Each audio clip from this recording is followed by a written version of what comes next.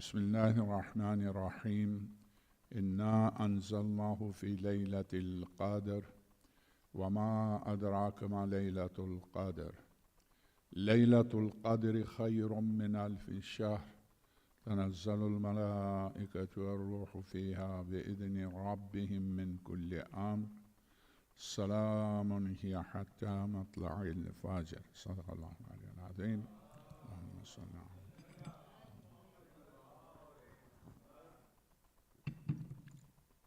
سورہ مبارکہ انزلنا پہلے اس سورہ کی تلاوت کا ثواب اگرچہ تفسیر نمونہ میں انہوں نے کافی بخول کیا ہے، اس پر تفسیر گفتگو ہی نہیں کی ہے۔ اس سورہ کی تلاوت نماز میں، فرض نمازوں میں، اس کی عظمت کے لیے یعنی نماز میں تلاوت کے لیے یہی کافی ہے کہ مولا کائنات پوری پابندی سے پہلی رکعت میں ہمیشہ اسی سورہ کی تلاوت کرتے تھے۔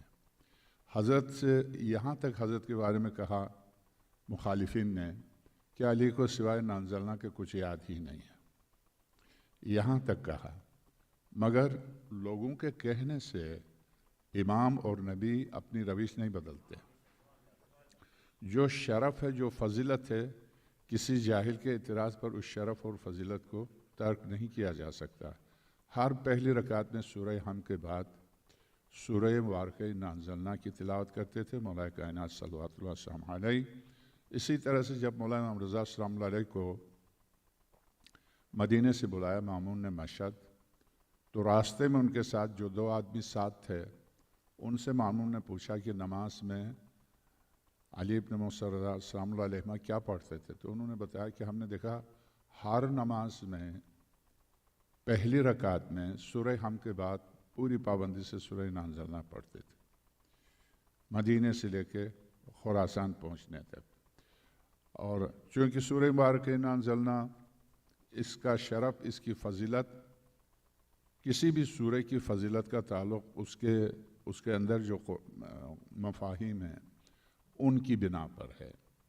یہ سورہ جو پورے قرآن کی نمائندگی کرتا، انا انزلناہ فی لیلۃ القدر، ہم نے اس کو نازل کیا قدر کی رات۔ یہاں اگرچہ ظاہراً قرآن کا نام نہیں لیا ہے، کہا انا انزلناہ، ہم نے اس کو نازل کیا فی لیلۃ القدر، قدر کی رات۔ یہاں اس سے مراد، سب متفق ہیں اس سے مراد قرآن کریم ہے، اگرچہ نام نہیں لیا مگر اس سے مراد قرآن کریم ہے، اس لیے کہ سورہ دخان کی آیت نے اس کی مزید وضاحت کی۔ وہ مبارک رات جس میں ہم نے قرآن کو نازل کیا وہ قدر کی رات ہے، تو اس بنا پر اس سورہ دخان کی آیت نے سورہ انا انزلنا کی توضیح کی، پھر سورہ مبارکہ انا انزلنا نے سورہ دخان کی آیت کی توضیح کی، انا انزلنا فی لیلۃ القدر۔ مگر کچھ روایات میں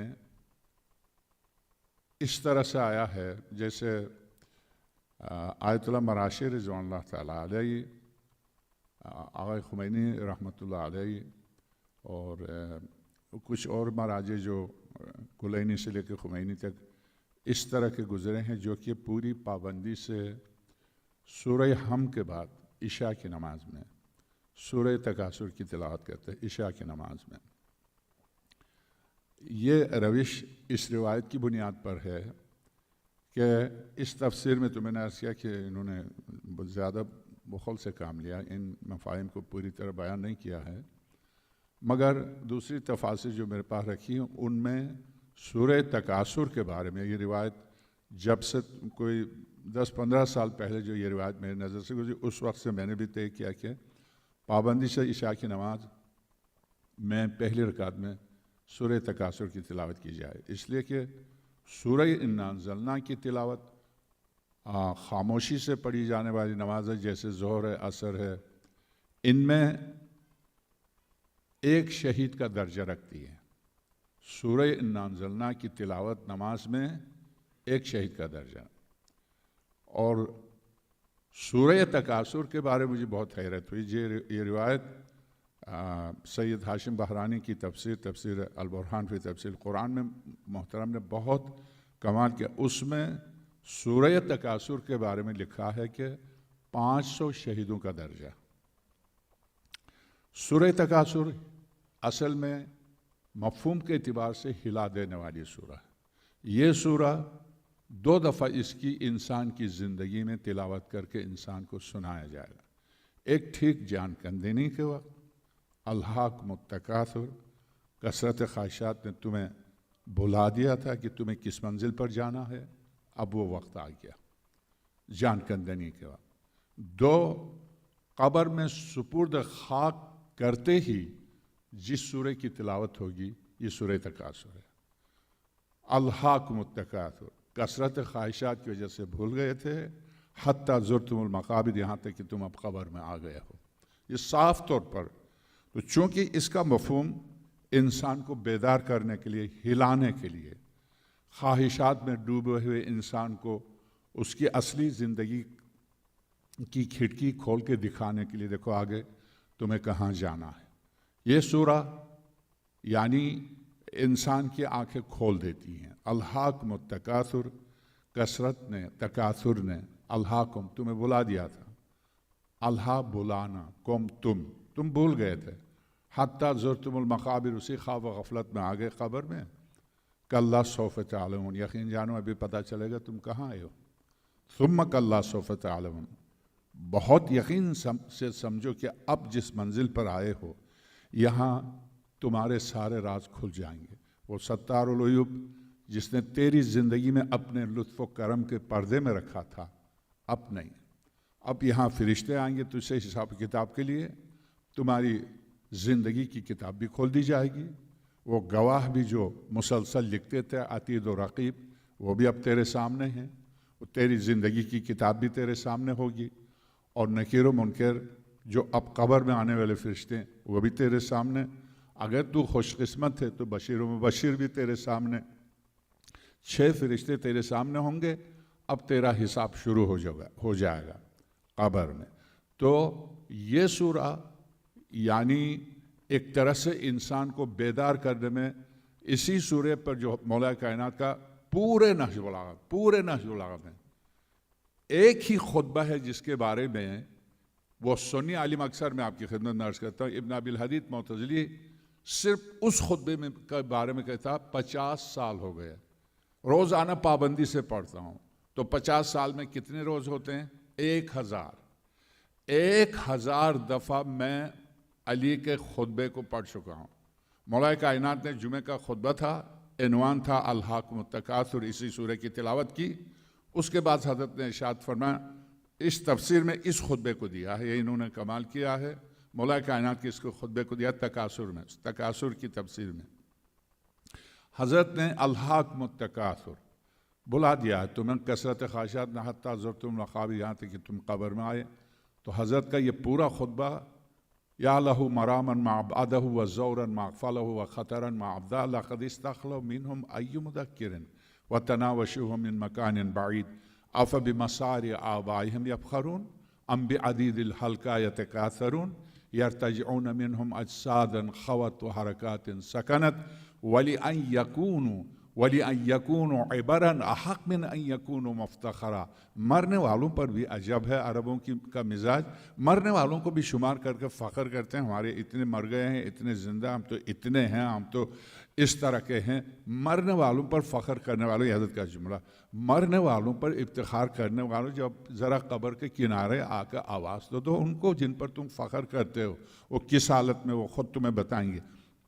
یا لہو مرامن ما عبادہ و زورن ما خلہ و خطرن ما عبدہ، جس پرخطر اور ذلت آمیز منزل کی طرف بڑھ رہے ہو اور تم فخر میں لگے ہو، افتخار کرو. و خطرن ما عبدہ، ایسی پرخطر منزل جہاں ذلت و رسوائی ہے. چونکہ پردے میں رکھا تھا اس نے، پردہ ہٹ جائے گا تو اب سوائے اعمال کے اب کچھ نہیں. جو کچھ کر کے گیا ہے اعمال سامنے، بکسہ کھل گیا ہے، اعمال سامنے، سانپ ہیں، بچھو ہیں، یا پھول لے کے گیا ہے، نیا لباس لے کے گیا، خود یہاں سے جو کچھ لے کے گیا وہ اب بکسے چابی آ کے کھولنے والے نے کھول لیا، بکسہ کھول دیا، یہ لے تیرا اعمال جو تو لے کے آیا قبر. اسی لیے مولا کائنات نے فرمایا القبر صندوق العمل، انسانی قبر اعمال کا بکسا ہے، کھل جائے گا. جب کھل جائے گا تو اس وقت اس سورہ کی گرجدار آواز میں اور ایسی اس کی منظر کشی جو مولا کائنات نے فرمایا کہ یاد رکھو جب تمہیں سپرد خاک کر کے خاک ڈال کے جانے والے جا چکے ہوں گے، تم اس وقت اٹھ کے بیٹھ چکے ہو، تم سے کہا اقرا پڑھ لے، یہ تیری زندگی کی کتاب ہے. تو اس وقت تمہاری آنکھیں بند ہیں خوف کی وجہ سے، ایک دفعہ آنکھیں کھولی، اندھیرا، نہ سانس لینے کی گنجائش، نہ ہلنے کی گنجائش. اس میں جانے والوں نے کہا کہ چلو ان کو سپرد خاک کہ ہم چلیں. تو اس وقت تم نے جو زبان سے کہا، قرآن کریم سورہ مومنون کی آیت نمبر 100، ربی ارجعونی لعلی اعمل صالحا فیما ترکت، آیت 100 سورہ مومنون. پروردگار جو مجھے لٹا کے جا رہے ہیں، ایک دفعہ مجھے موقع دے دے، ان کے ساتھ جانے دیں، ارجعونی مجھے لوٹا دے، لعلی اعمل صالحا فیما ترکت، سورہ مومنون آیت 100. اب میں شاید کچھ کر کے آؤں جو میں نے ترک کیا تھا، نماز، روزہ، حج، زکوٰۃ، جو فرائض میں نے ترک کیے تھے، اب مجھے پتہ چل گیا کہ یہ ہے، اب مجھے یقین ہو گیا، ایک دفعہ مجھے پلٹا دے. تو جواب دیا خدا نے، وہی سورہ مومنون، تو کلا ہرگز نہیں، کلمۃ ہوا قائلھا، کہ تو نے انہونی سی تمنا کی. کون یہاں سے آ کے پلٹا تھا جو تو پلٹنے کی تمنا کر رہا؟ یا میری طرف سے کوئی تاہی رہ گئی تھی؟ میری طرف سے تبلیغ کرنے والے نہیں آئے تھے؟ 1,24,000 انبیاء، آسمانی کتابیں، اور پھر سمجھانے والے مسلسل تجھے کس طرح، پھر تیری عقل پھر سب سے بڑی بات یہ ہے کہ کتنوں کو تو نے اپنے ہاتھوں سے سپرد خاک کر کے ان کے چہرے پر خاک ڈالا تھا، اور خاک ڈال کے جب پلٹے تب بھی نہیں سمجھے کہ کن کو کہاں چھوڑ کے کہاں جا رہا ہو، اس کے باوجود تم نہیں سمجھے. یہاں حضرت نے ایک نقطے کی طرف اشارہ کیا، وہ یہی نقطہ ہے کہ جب انسان کسی اپنے جیسے انسان کو بے بسی کے عالم غربت میں سپرد خاک کر کے اس کے حسین چہرے پر خاک ڈال کے پلٹے، اس کے بعد بھی نہ سمجھے کہ اب اس کو کہاں جانا ہے، تو پھر کوئی پیغمبر آ کے اسے نہیں سمجھا سکتا. کیا مطلب؟ یعنی پیغمبر آئے گا تو تھیوری سنا دے گا، یہ تو پریکٹیکل ہے. پریکٹیکلی تم اپنے جیسے کو سپرد خاک کر کے نہیں سمجھے تو ایک آ کے تمہیں تھیوری بتا کے تمہیں کیا سمجھائے گا؟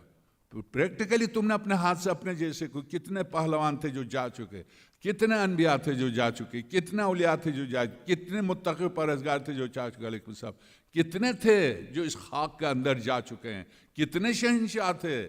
فرعون کہاں ہے جس نے کہا تھا انا ربکم الاعلی، تمہارا بلند ترین پروردگار میں؟ کہاں ہے وہ فرعون؟ کہاں نمرود جس نے خلیل خدا صلی اللہ علیہ سے کہا تھا کیا انا اوحی و امید؟ ابراہیم کس خدا کی بات کرتا ہے؟ میں ہی تو ہوں وہ جو موت و حیات دیتا ہے. نمرود کہاں ہیں وہ لوگ جو موت و حیات دینے والے؟ سلکوا فی بط، یہ ہے اس لفظ نے، ابن ابی الحدید متوجہ کہتا ہے قسم علی کے اس لفظ نے میری نیند غائب کر دی ہے، مجھ سے کھانا نہیں کھایا جاتا. جب میں اس خطبے کو پڑھتے ہوئے اس لفظ پر آتا ہوں، این الملوک، کہاں گئے وہ بادشاہ جنہوں نے خدائی کا دعویٰ کیا تھا؟ این الملوک سلکوا فی بطون البرزخ سبیلا سلطت الارض علیہم فی. کل جو مٹی کے اوپر تھے تو تخت سلطنت پر بیٹھ کر خدا کا دعویٰ کرتے تھے انبیاء کے سامنے، انا ربکم الاعلی. آج وہی جعلی خدا خاک کے سلکوا فی بطون البرزخ سبیلا، اس مٹی کے اندر ایک ایسی راہ پر جا چکے ہیں جہاں ان کو لٹانے والے لٹا کر آئے. مگر اب کیا ہوا کہ جب برسر زمین تھے خدائی کا دعویٰ کرتے تھے، آج ان جعلی خداؤں کے جسم پر زمین کے ضعیف ترین کیڑے کا قبضہ ہے. فَأَكَلَتْ مِن لُحُومِهِمْ، شہنشاہی گوشت کے ایک ایک بوٹی کو کاٹ کاٹ کے کیڑے کھا رہے ہیں. فَأَكَلَتْ مِن لُحُومِهِمْ، لحم کی جمع لحوم، گوشت کو چن چن کے کھا رہے ہیں. وَشَرِبَتْ مِن دِمَائِهِمْ، رگوں میں دوڑنے والے خون کو خشک ہونے سے پہلے چوس کے پی رہے ہیں. فَأَصْبَحُوا فِي فَجْوَاتِ قُبُورِهِمْ جِمَادًا لَا يَنْمُونَ، جو کل خدا بنا ہوا ہے آج کیڑوں کی غذا بنا ہوا ہے. کل تکبر و غرور میں ڈوبا ہوا تھا، آج خاک کے اوپر منہ کے بل لیٹ کے اور زمین کے ضعیف ترین کیڑے اس پر حکومت کر. فَأَكَلَتْ مِن لُحُومِهِمْ وَشَرِبَتْ مِن دِمَائِهِمْ فَأَصْبَحُوا فِي فَجْوَاتِ قُبُورِهِمْ جِمَادًا لَا يَنْمُونَ۔ کہاں اے جعلی خدا، آج تو جمادات میں شامل ہو چکا، یعنی عالم موجودات میں 4 قسم کے وجود ہیں، جمادات، نباتات، حیوانات، انسان۔ وہ انسان جا کے حیوان بھی نہیں رہا اور نباتات میں سے بھی نہیں رہا جو نمو کر سکے، تو اب جمادات میں شامل ہو چکا۔ گوشت تو کیڑے کھا گئے، ہڈیاں رہ گئے۔ ہڈیاں کیا ہیں؟ جمادات۔ پتھر کچھ عرصے کے بعد ہڈیاں بھی سڑ جائیں گی۔ این الملوک، کہاں گئے وہ؟ سلکوا فی بطون البرزخ سبیلا سلطت الارض علیہم فاکلت من لحومہم وشربت من دمائہم فاصبحوا فی تو سورہ تکاثر یہ پورا منظر پیش کرتا۔ اس بنا پر جب انسان چونکہ سورہ کو تلاوت کرتے وقت وہ اگر سوچ دے کہ کیا پڑھ رہا، اس کے رونگٹے کھڑے ہو جائیں گے، وہ پھر کہیں توجہ بھی نہیں دے سکتا۔ اسی لیے ایک جنگ کے لیے سرور کائنات اصحاب کو لے کے جا رہے تھے، سورہ تکویر نازل ہوئی تھی۔ اس سے بھی سورہ تکاثر سے بھی نہایت خوفناک ہے وہ۔ سورہ تکاثر میری آپ کی زندگی اور کثرت خواہشات اور اس کا نتیجہ بتاتا، مگر سورہ تکویر قیامت کے منظر کو کہ کیا ہوگا جب اذا الشمس کورت واذا النجوم انکدرت واذا الجبال سیرت واذا البحار سجرت۔ یاد رکھو اس دن کو جس دن یہ سورج لپیٹا جائے گا، ستارے ٹوٹ ٹوٹ کے گریں گے، چاند ختم ہو جائے گا، اس کی روشنی ختم ہو جائے گی، اور اس وقت جب وَإِذَا الْمَوْءُودَةُ سُئِلَتْ بِأَيِّ ذَنبٍ قُتِلَتْ، زندہ دفنائی جانے گئی بچیوں سے پوچھا جائے گا تمہیں کس جرم و خطا میں تمہارے والدین نے زندہ دفنایا تھا، بتاؤ۔ تو اس منظر کو جو یہ سورہ تکویر پیش کرتی ہے، ایک صحابی چونکہ 2 دن مسلسل 2 دن رات چلے تھے، تھکے ہوئے تھے، سو رہے تھے، مگر سوتے تھے تو سرور کائنات کی طرف سے پابندی تھی کہ 2 جاگتے رہیں، 2 صحابہ جب انہیں نیند آئے تو دوسروں کو جگائیں، پھر یہ سو جائیں تاکہ دشمن سوتے میں حملہ نہ کرے۔ تو عمار یاسر تھے، ایک وہ تھے ابو ایوب انصاری، یہ 2 صحابہ جاگ رہے تھے۔ تو ابو ایوب انصاری نے کہا مجھے شدت سے نیند آ رہی ہے، تو عمار یاسر نے کہا اچھا تم سو جاؤ، میں تو جاگ رہا ہوں، جب مجھے نیند آئے گی تو میں تمہیں اٹھا لوں گا۔ باقی سب سو رہے تھے، یہ کھڑے ہو کے نماز پڑھ رہے تھے عمار یاسر۔ انہوں نے شروع کیا سورہ تکویر، اذا الشمس کورت واذا النجوم انکدرت واذا الجبال سیرت واذا البحار سجرت۔ جب اس سورہ کو شروع کیا تو گم تھے وہ سورہ میں گم تھے، کیا ہو رہا، قیامت ہو رہی ہے، کیا آ رہا، کون رہا، اسے کچھ نہیں پتا۔ عجیب ہے، عجیب، آنے والے نے دشمن آیا، اس نے دیکھا کچھ ہل رہا ہے، تو وہ سمجھا کہ دشمن کو دھوکہ دینے کے لیے کیا کرتے تھے، لکڑی کھڑی کر کے اس کے اوپر کپڑا ڈالتے تھے تاکہ دشمن اندھیرے میں یہ سمجھے کہ آدمی ہے۔ تو اس نے دیکھنے کے لیے کہ یہ ہمیں دھوکے میں رکھنے کے لیے کپڑے کو ٹانگا ہے لکڑی کے اوپر یا آدمی کھڑا، اس نے کیا کیا، تیر چلایا۔ جب تیر چلایا تو یہ تیر سیدھا آ کر عمار کو لگا اور اسے احساس ہی نہیں ہوا۔ سورہ تکویر کی تلاوت کرا، اسے احساس ہی نہیں ہوا۔ یہ کمال، روح جب دین روح میں آ جائے، جب روح دین میں تبدیل، کیا آپ سنتے ہیں میثم تمار؟ وہ میثم تمار نہیں تھے، وہ روح دین میں تبدیل ہو گئی تھی، اب ان میں کچھ نہیں تھا، اس لیے اس کے ہاتھ کاٹے جا رہے ہیں، گھٹنے ٹانگوں سے کاٹے جا رہے ہیں، انہیں احساس ہی نہیں، بازو یہاں سے کاٹے جا رہے ہیں، انہیں احساس ہی نہیں۔ احساس اس وقت ہوتا ہے جب انسان اپنی زندگی کو اپنی سمجھے، اپنے جسم کو اپنا سمجھے، جب وہ نہیں میں کچھ نہیں، وہ ہے، یہ سب اس کی امانت ہے، جب یہ عقیدہ خون میں شامل ہو اس کو اسے کچھ نہیں پتہ چلتا۔ کیوں اصحاب مولا حسین کے اصحاب کے بارے سرور کائنات نے فرماتا، حسین تیرے چاہنے والے جب شہید ہوں گے تو انہیں لوہے کا درد محسوس نہیں ہوگا، لوہے کا درد محسوس نہیں ہوگا۔ یہی ہوا حبیب کے ساتھ، ابو تمامہ سیداوی کے ساتھ، ہور کے ساتھ، جو کہ اچانک آ کے جہنم سے جنت کی طرف آیا تھا۔ اور تو یہاں پر سورتوں کی تلاوت کیوں؟ سورہ تکاثر میں نے پوری تحقیق کی کہ آخر اس سورہ کے بارے میں کہ سورہ تکاثر کی تلاوت میں 100 شہیدوں کا درجہ، سورہ انا انزلنا کی تلاوت میں زور کی نماز زور سے پڑھی جانے والوں میں 2 شہیدوں کا درجہ، آہستہ سے پڑھی جانے والوں میں اس سورہ کی تلاوت میں 1 شہید کا درجہ، اور سورہ تکاثر کا اتنا، اس لیے کہ سورہ تکاثر بہت خوفناک ہے، انسان کو بیدار کرنے کے لیے سورہ، یعنی اٹھا کے اوپر سے پھینک دے تو اتنی تکلیف نہیں ہوگی جتنی اس سورہ میں جو رعب ہے، جو جلال ہے، جو انسانی زندگی کو بالکل کھول کر رکھ دیتا۔ تو یہاں پر سورہ مبارکہ انا انزلنا کے بارے میں ارشاد ہوتا، انا انزلناہ فی لیلۃ القدر، پہلی آیت ہی میرے آپ کے سوال کا جواب ہے۔ انا انزلنا کی فضیلت کیا ہے؟ اس لیے کہ قرآن اس میں نازل ہوا، قرآن کریم اس میں انا انزلناہ فی لیلۃ القدر، قدر کی رات میں ہم نے قرآن کو نازل کیا۔ وما ادراک ما لیلۃ القدر، اے میرے حبیب آپ کو کیا اندازہ ہے کہ قدر کی رات کیا ہے؟ وما ادراک، آپ کو نہیں پتا، ما لیلۃ القدر، قدر کی رات کیا ہے؟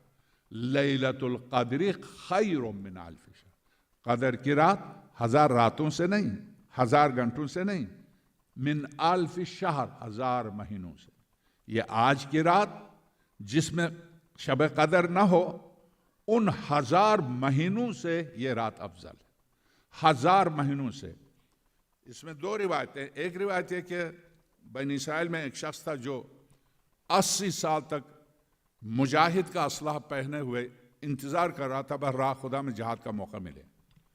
تو سرور کائنات نے اس کی فضیلت بیان کرتے ہوئے فرمایا کہ بنی اسرائیل کا ایک شخص تھا جس نے 80 سال تک، جو کہ یہی تعداد بنتی ہے 1000 مہینے، تو وہ اسلحہ پہنے ہوئے تھا، اس کی فضیلت بہت زیادہ، 80 سال تک جنگی اسلحہ پہنا ہوا ہے اور جہاد کے انتظار میں ہے، جہاد کا جیسے حکم ہوگا راہ خدا میں جا کے جان دے دے۔ تو اس کی فضیلت بیان کر رہے تھے، اصحاب نے کہا کاش ہمیں بھی یہ توفیق ہوتی۔ تو ان کی اس شدت خواہش پر، اس خواہش کے جواب میں یہ سورہ نازل ہوئی، تمہیں 1000 مہینوں سے افضل ہم تمہیں دیتے ہیں ایک رات، 1000 مہینوں سے افضل ہے ایک رات۔ تو یہ ان کی خواہش کے جواب میں یہ سورہ نازل ہوئی، ارشاد ہوا لیلۃ القدر خیر من الف شہر، وہ 1000 مہینے جو اسلحہ پہنے میں تیار تھا۔ اے مسلمانوں، یہاں مسئلہ عقیدے کا، اس سے پتہ چلتا ہے یہاں مسئلہ عقیدے کا، اگر عقیدے کے ساتھ ایک رات اگر راہ خدا میں عقیدے کے ساتھ جاگ جائے تو 1000 مہینوں سے افضل ہے۔ تو یہ ان کی تسلی، لیلۃ القدر خیر من الف شہر، تنزل الملائکۃ، اس لیے کہ اس رات کی فضیلت، اس کا شرف، اس کی عظمت یہ ہے، تنزل الملائکۃ، ملائکہ اس میں نازل ہوتے ہیں، والروح فیہا، اور ان ملائکہ کے درمیان روح بھی، بِإِذْنِ رَبِّهِمْ، یہ سب کے سب اپنے پروردگار کی اجازت سے، من کل امر، ہر امر میں سے کچھ لے کے، من کل امر ہے، اگر من کو ہٹا کے کل امر ہوتا تو ہر امر لے کے، نہیں، من کل امر، زندگی کے امور میں سے کچھ امور کو لے کر نازل ہوتے ہیں، سلام، یہ رات سلام ہے، یہ رات خود سلام ہی حتی مطلع الفجر، یہ رات سلام ہے یہاں تک کہ طلوع فجر ہو۔ یہ تھا اس کا ظاہر، مگر قرآن کریم کا ایک باطن ہے، اور میں باطن کے سلسلے میں پوری سورہ کی تو میں نہیں کروں گا چونکہ اعمال بھی کرانے ہیں، میں صرف اس آخری حتی مطلع الفجر، یہاں تک کہ طلوع فجر، طلوع فجر سے مراد کیا؟ یہ آج کی رات ہے جو طلوع فجر تک یہ سلامتی ہے؟ کیا اس سے مراد یہی رات ہے؟ کیا فجر سے مراد یہی صبح ہوگی جو اب صبح ہوگی؟ کیا یہ صبح ہے؟ تو فرمایا، تفسیر، یہ میرے سامنے تفسیر نمونہ ہے، تفسیر البرہان فی تفسیر قرآن سید ہاشم بہرانی کی، بہت لطیف روایت ہے، بہت ہی عظیم روایت ہے، فرمایا نہیں، اور اس میں 30 روایتیں اس موضوع پر 30 روایتیں بزرگوار نے نقل کی ہیں۔ کیا؟ یہاں لیلۃ الفجر خیر من الف شہر، یہ جو ارشاد ہوتا ہے بِإِذْنِ رَبِّهِمْ مِنْ كُلِّ امر، سلام ہی حتی مطلع الفجر، سلامتی ہے طلوع فجر تک، طلوع فجر سے مراد ظہور مہدی ہے. طلوع فجر سے مراد ظہور مہدی ہے. اللہم صلی علی محمد.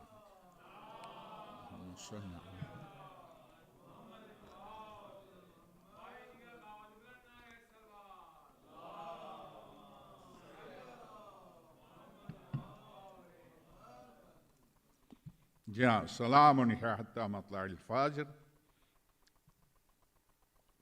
ہم نے اس قرآن کو شب قدر میں نازل کیا. یہ جو ان کا ترجمہ ہے، شب قدر 1000 مہینے سے بہتر ہے. فرشتے روح اس رات میں اپنے پروردگار کی جن سے احکام کی تقدیر کے لیے اترتے ہیں.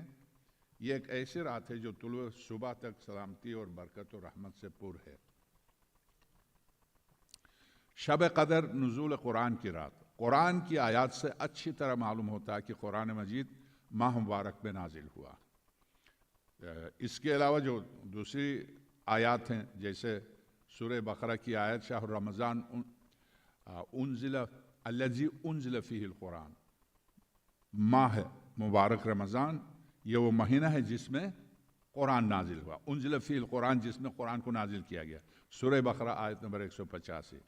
اس تعبیر کا ظاہر یہ ہے کہ سارا قرآن اسی ماہ میں نازل ہوا. سارا قرآن اسی ماہ مبارک میں نازل ہوا. بزرگوار نے صرف، بلکہ ایک روایت انہوں نے نقل کی ہے، صرف قرآن ہی نہیں، اسی ماہ مبارک میں جتنی آسمانی کتابیں نازل ہوئی ہیں ماہ مبارک رمضان میں نازل. توریت ہو، زبور ہو، انجیل ہو، قرآن کریم مختلف تاریخوں میں نازل ہوئی ہیں، مگر ہوئی ماہ مبارک رمضان میں. اس کا ظاہر انا انزلنا، ہم نے اسے نازل کیا، کہ تعبیر بھی اس عظیم آسمانی کتاب کی عظمت کی طرف ایک اور اشارہ ہے جس کے نزول کی خدا نے اپنی طرف نسبت دی ہے. ہم نے نازل کی مخصوص صیغہ متکلم مع الغیر کے ساتھ جو جمع کا مفہوم رکھتا ہے، اور یہ عظمت کی دلیل ہے. اس شب قدر میں نزول وہی شب جس میں انسانوں کی سرنوشت اور مقدرات کی تعین ہوتی ہے، اور یہ اس عظیم آسمانی کتاب کے سرنوشت ساز ہونے کی ایک اور دلیل ہے. یہ آیت کی سورہ بقرہ کی آیت کے ساتھ ملانے سے یہ نتیجہ نکلتا ہے کہ شب قدر ماہ مبارک رمضان میں ہے، لیکن وہ کون سی رات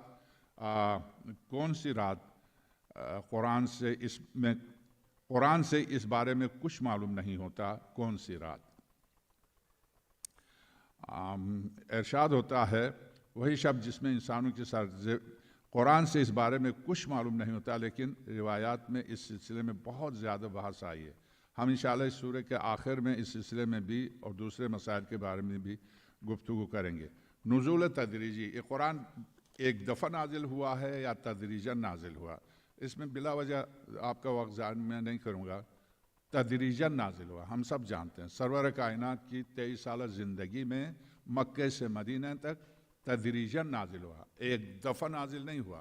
مگر یہ آیت کہتی ہے کہ ہم نے ایک دفعہ پورے قرآن کو نازل کیا. اس کو آپ تدریجاً سے کیسے ملائیں گے؟ تدریجاً تنزل، تنزیل اور انزال، عربی میں یہ دو مصدر ہیں.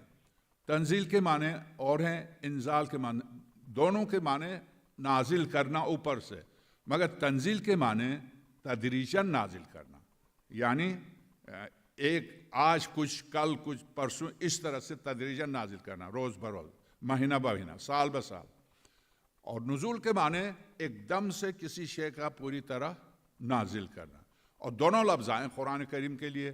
اس بنا پر اس کی تفسیر یہ ہے کہ قلب مقدس خاتم الانبیاء پر یہ ایک دم سے نازل ہوا ہے، اور موقع و محل کے اعتبار سے کون سی آیت کہاں کے لیے ہے وہ تدریجاً پیغمبر خدا کو بتایا گیا ہے کہ اب یہ موقع ہے، اب یہ محل ہے، اب یہ محل ہے.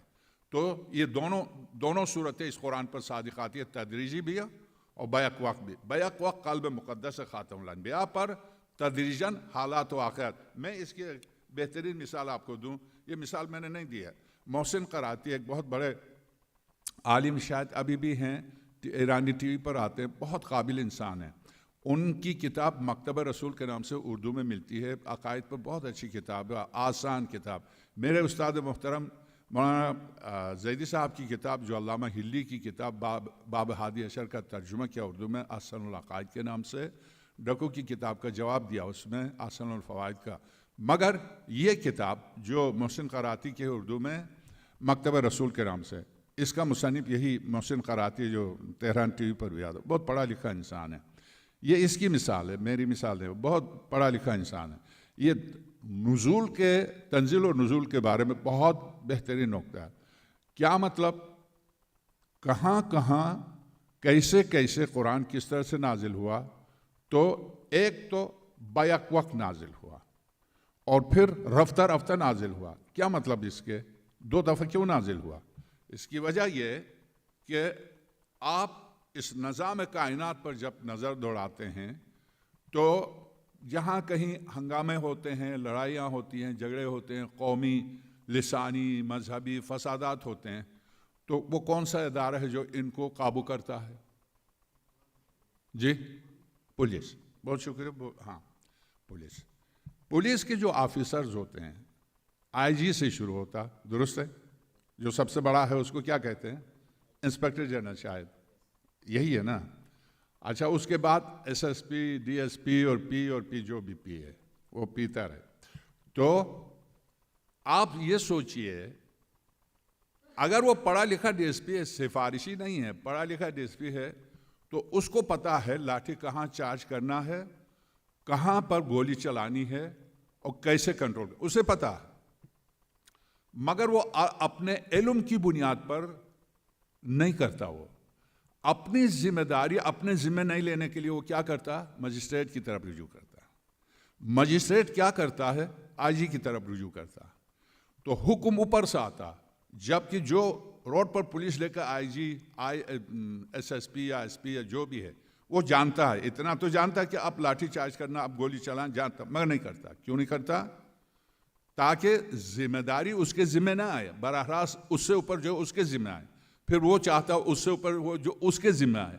یہاں قرآن کریم نے اس طرح سے کیا ہے کہ کہاں پر لاٹھی چارج کرنی ہے، کہاں گولی چلانی ہے اور کس وقت کیا کرنا ہے، ان اوقات کے مطابق آیات نازل ہوئی ہیں.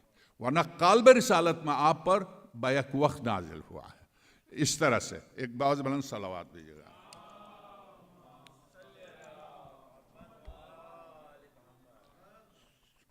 چند نکات. شب قدر میں کون سے امور مقدر ہوتے ہیں؟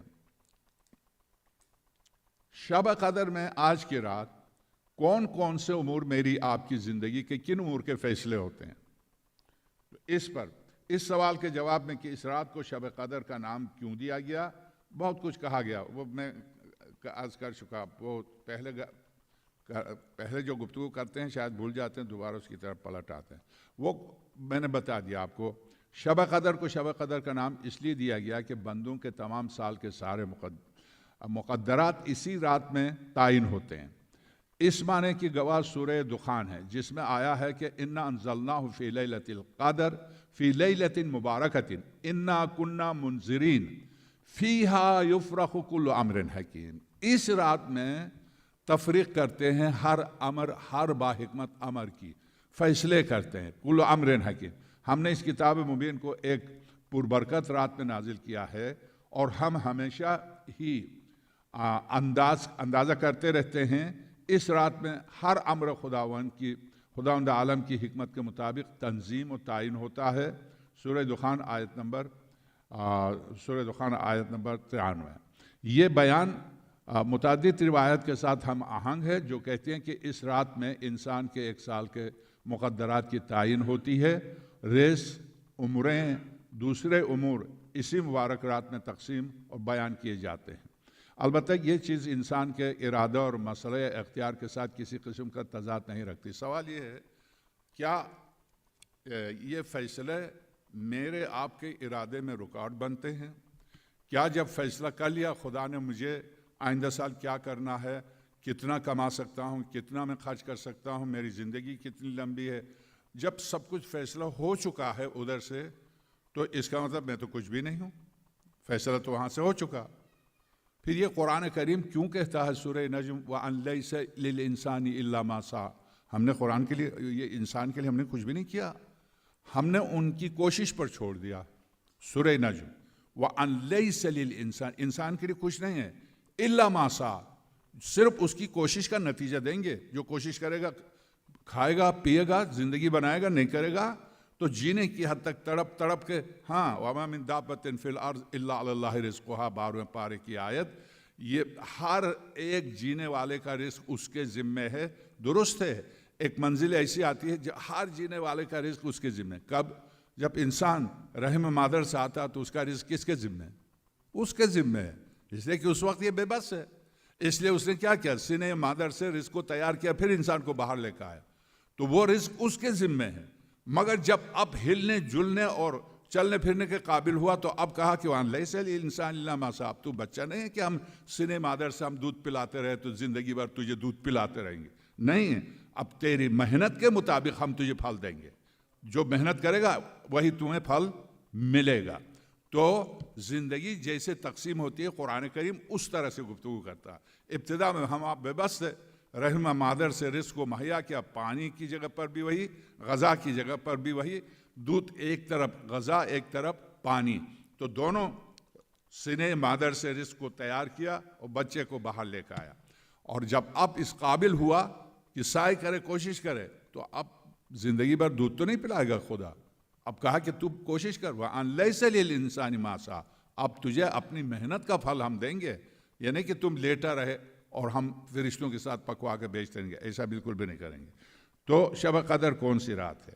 اس بارے میں لیلۃ القدر ماہ رمضان میں ہوتی ہے، کوئی شک و شبہ نہیں۔ یہ تو پتہ ہے کہ قدر کی رات ماہ مبارک میں، چونکہ آیات یہی بتاتی ہیں، مگر ماہ مبارک میں کون سی رات؟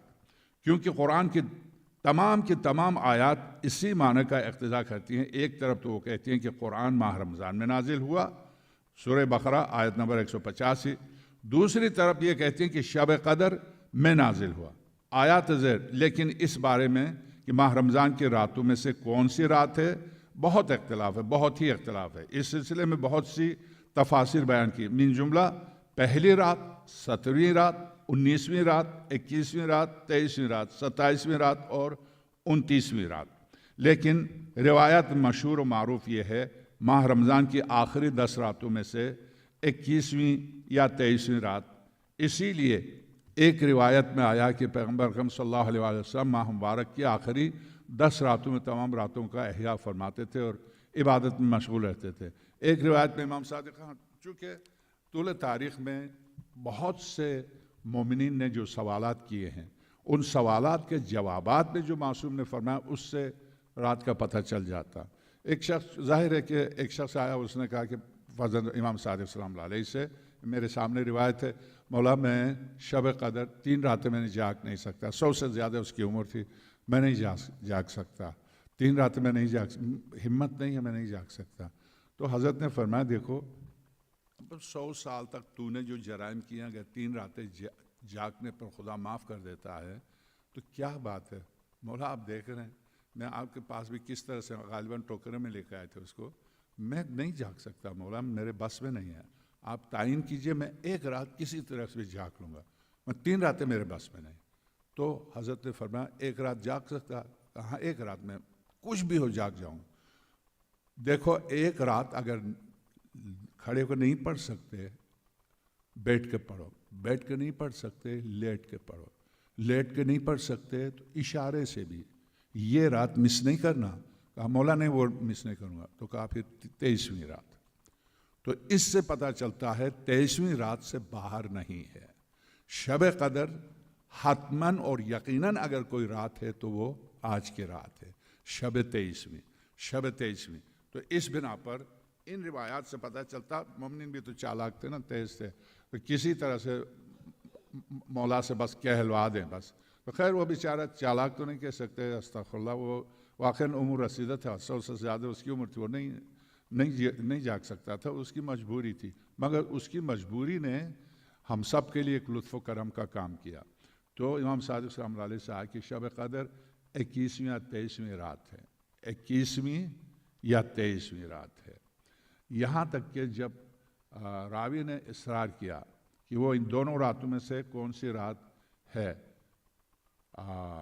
کون سی رات ہے، اور یہ کہا کہ اگر میں ان دونوں راتوں میں سے عبادت نہ کر سکوں تو پھر کون سی رات انتخاب کروں، تو بھی امام نے تعین نہ فرمائے، مزید کہا مَلْ يَسْ اللَّيْلَتَيْنِ فِي مَا تَطْلُبُ، تو جتنا اس سے چاہتا ہے اس کے مقابلے میں 2 راتیں کتنی آسان ہیں. تو کتنا چاہتا ہے؟ تو پوری خدائی چاہتا ہے اور پھر 2 راتیں بھی جاگنے گوارا نہیں کرتا. تو اس چیز کے لیے جسے تو چاہتا ہے وہ راتیں کس قدر آسان ہیں. لیکن متعدد روایت میں جو اہل بیت کے طریقے سے پہنچی ہیں زیادہ تر 23ویں رات پر تکیہ کیا، جو ابھی میں نے عرض کیا 23ویں رات پر تکیہ کیا گیا ہے، جو کہ آج کی رات ہے. 23ویں رات پر تکیہ ہوا، جبکہ اہل سنت کی زیادہ تر روایت 27ویں رات کے گرد گردش کرتی ہیں. ایک روایت میں امام صادق سلام اللہ علیہ سے یہ بھی نقل ہوا کہ آپ نے فرمایا التقدیر فی لیلۃ القدر 19، 19ویں رات کو پہلی شب قدر ہے. اس میں فرشتوں سے کہا جاتا ہے ان کے امور تیار کرو. تو 19ویں رات فرشتے آمادہ ہوتے ہیں، میرے آپ کے زندگی کے امور کو بالکل مرتب کر کے تیار کرتے ہیں. گزشتہ سال جو کچھ بھی کیا تھے پورے رپورٹ پیش کرتے ہیں، تو رپورٹ تیار کرتے ہیں. تو 19ویں رات کو رپورٹ تیار ہوتی ہے اور ارشاد ہوتا کہ ایک صلوات دیجیے گا. التقدیر فی لیلۃ القدر 19، تقدیر 19ویں رات. والابرام فی لیلۃ 21، فرشتوں کو بالکل آمادہ کر کے ابرام یعنی روانہ کرنا کہ اب تم اپنے اپنے کام انجام دینے کے لیے روانہ ہو جاؤ امام کی بارگاہ میں. یہ آتے ہیں 21ویں کی رات. 19ویں کی رات تیار کرتے ہیں کاغذات، 21ویں کی رات ریکارڈ مکمل کر کے چل دیتے ہیں. ارشاد یہ واقعاً 20 ارشاد ہوتا ہے لیلۃ 21 والامضاء فی لیلۃ 23. مولا امام زمان روح اللہ الفدا جس پر دستخط کرتے ہیں وہ 23ویں شب ہے. امضاء کے معنی دستخط کرنا. حضرت آخری فیصلہ جو صادر کرتے ہیں یہ آج کی رات ہے. آج کی رات ہے. تقدیرات مقدر 19ویں کی شب کو ہوتی ہیں اور ان کا حکم 21ویں رات، اور ان کی تصدیق اور منظوری 23ویں رات کو دی جاتی ہے. تو یہ شب قدر مخفی کیوں رکھی گئی؟ اب تو مخفی نہیں ہوئی، بتا دیا. اب کیا مخفی رہی 23ویں رات؟ اب کیا رہا؟ تو یہ 23ویں رات ہے آج کی رات. مسلسل یہی رات اولاد چاہیے، رزق چاہیے، دولت چاہیے، ثروت چاہیے، دنیا چاہیے، آخرت چاہیے، جو چاہیے یہ آج کی رات ہے. تو آج کی رات یعنی بیمار بھی آج کی رات پوری پابندی ہے، بیمار بھی نہ سوئے آج کی رات. آج کی رات پوری کوشش کرے. آپ نے دیکھا کہ 100 سال سے اوپر جن کی عمر ہے وہ بھی نہ سوئے، وہ تڑپتا رہے مگر آج کی رات کی خاطر جاگتا رہے. تو یہ ہے آج کی رات کے سلسلے میں. اگر آپ میں سے کسی کو کچھ پوچھنا تو پوچھ سکتے ہیں.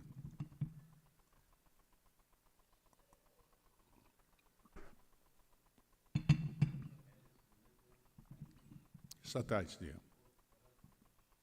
ہاں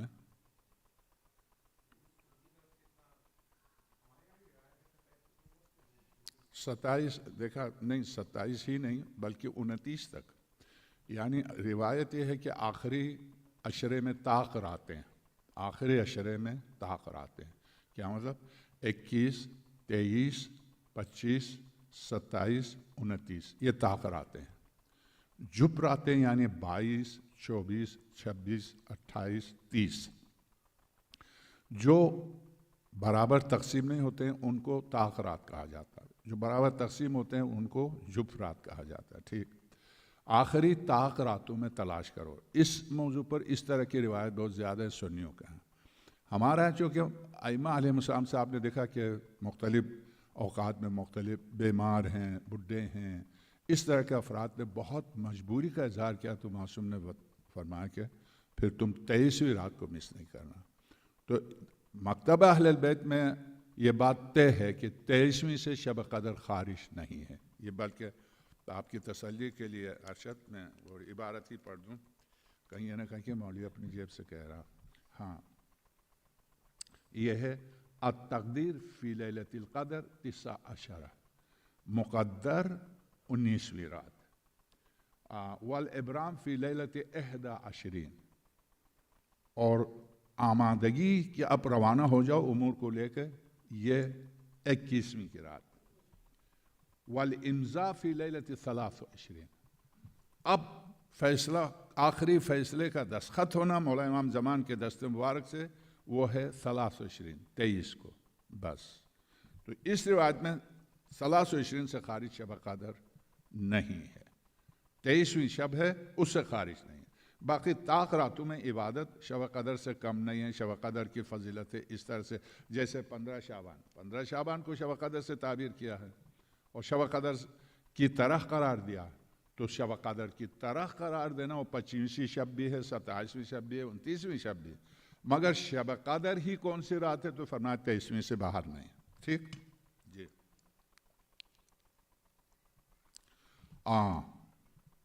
وضو کر کے آمادہ ہو جائے گا۔ نماز ہے، نماز ہے وہی جو تینوں راتوں کی مشترک نماز، پہلی 2 رکعت نماز ہے۔ سب سے پہلا عمل تو بتا دیا تھا، غسل ہے، یقیناً آپ غسل کر کے آئے ہیں۔ وضو ہے تو آپ تو کرنا ہی ہے۔ اس کے بعد 2 رکعت نماز ہے۔ پہلی رکعت میں سورہ حم کے بعد 7 دفعہ سورہ قل هو اللہ، 7 دفعہ سورہ قل هو اللہ۔ شب قدر کی نماز پڑھتا ہوں قربتاً الی اللہ، سنت کی قید کی ضرورت نہیں ہے، وہ ہے ہی سنت، قربتاً الی اللہ، اللہ کے قرب کے لیے 2 رکعت نماز پڑھ لیں گے۔ اس کے بعد پھر دعائے جوشن کبیر ہے آج کی رات کے لیے مخصوص۔ یہ دعائے جوشن کبیر آپ یقیناً آپ حضرات جانتے ہیں، سرور کائنات زرہ پہنتے تھے، زرہ جنگ کے لیے زرہ پہنتے تھے۔ زرہ بہت بھاری ہو جاتی تھی، لوہے، پورا لوہا پہنتے تھے، پورا جسم اقدس پر لوہا پہنتے تھے جنگ میں جانے کے لیے۔ تو جب دیکھا پروردگار عالم نے یہ لوہا حبیب کے لیے بہت زیادہ بھاری ہے، تو اس کی جگہ پر دعائے جوشن کبیر اتاری، حکم ہوا کہ اب دعائے جوشن کبیر اپنے ساتھ لے جائے گا، زرہ نہیں پہنیے گا۔ پیغمبر خدا کے لیے زرے کی جگہ پر یہ دعا نازل ہوئی ہے، پیغمبر خدا کے لیے دعائے جوشن کبیر۔ اسی لیے یہ ہر دشمن سے حفاظت، ہر بیماری سے شفا، اس کو پڑھ کے دم کر کے پانی کسی کو بھی پلا دیں تو یہ شفا ہے، یعنی خالصتاً شفا۔ یہ دعا ہر 10 اسماء الہی کے بعد، یعنی 1000 نام ہیں اس میں، پروردگار عالم کے 1000 نام ہیں اس دعا میں، ہر 10 ناموں کے بعد فصل ہے، تو ہر 10 نام کسی خاص مقصد کے لیے ہیں۔ تو اگر ان 1000 ناموں کو جمع کر لیں تو آپ کے 1000 حاجتیں اس میں پوری کی پوری آ جاتی ہیں۔ تو یہ دعا جوشن کبیر ہے، اور 3 صورتیں ہیں قرآن کریم کی، سورہ عنکبوت، سورہ دخان، سورہ روم۔ ان 3 صورتوں کی تلاوت جو آج کی رات کرے گا یقیناً وہ اہل جنت میں سے ہوگا، یہ روایت ان صورتوں کی تلاوت میں۔ تو آپ نماز شروع کیجیے گا اور انشاءاللہ صورتیں اور دعائیں ابھی پڑھائیں گے انشاءاللہ۔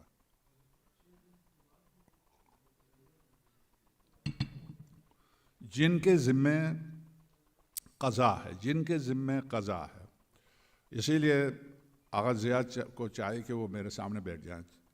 6 دن کی قضا نماز آپ پڑھتے ہیں تو آج کی رات کی جو 100 رکعت نماز ہے، 6 دن کی قضا نمازیں پڑھنے سے 102 رکعت ہوتی ہیں، 2 رکعت اضافی بھی ہوتی ہیں۔ تو 6 دن کی قضا نمازیں اگر آج آپ پڑھ لیں تو آپ کو 100 رکعت نماز کا کیا کہتے ہیں، فری میں جو ملتا ہے، کیا کہتے ہیں اس کو، بونس،